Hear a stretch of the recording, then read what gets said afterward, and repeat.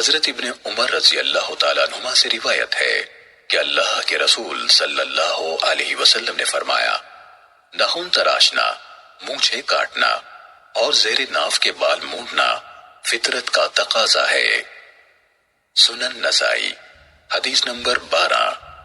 حضرت زید بن ارقم رضی اللہ تعالیٰ عنہ سے روایت ہے، اللہ کے رسول صلی اللہ علیہ وسلم نے فرمایا، جو شخص اپنی مونچھیں نہ کاٹے وہ ہم میں سے نہیں۔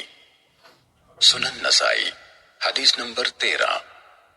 حضرت انس بن مالک رضی اللہ تعالیٰ عنہ سے روایت ہے کہ رسول اللہ صلی اللہ علیہ وسلم نے مونچھیں کاٹنے، ناخن تراشنے، زیر ناف کے بال مونڈنے اور بغلوں کے بال اکھیڑنے کے لیے یہ مدت مقرر کی ہے کہ ہم 40 دن سے زائد نہ گزرنے دیں، اور ایک دفعہ راوی نے 40 رات کہا۔ سنن نسائی حدیث نمبر 14۔ حضرت عبداللہ بن عمر رضی اللہ تعالیٰ عنہما سے روایت ہے، نبی صلی اللہ علیہ وسلم نے فرمایا، مونچھیں خوب منڈاؤ اور داڑھی بڑھاؤ۔ سنن نسائی حدیث نمبر 15۔ حضرت عبد الرحمن بن ابو قرات رضی اللہ تعالیٰ عنہ سے روایت ہے، انہوں نے کہا، میں رسول اللہ صلی اللہ علیہ وسلم کے ساتھ میدان میں گیا، اور آپ جب قضاء حاجت کا ارادہ فرماتے تو دور جاتے۔ سنن نسائی حدیث نمبر 16۔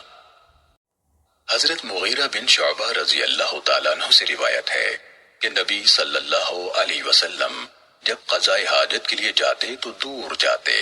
انہوں نے کہا، ایک دفعہ آپ ایک سفر میں تھے کہ قضاء حاجت کے لیے گئے تو مجھ سے فرمایا، میرے پاس وضو کے لیے پانی لاؤ۔ میں پانی لایا تو آپ صلی اللہ علیہ وسلم نے وضو فرمایا اور موزوں پر مسح کیا۔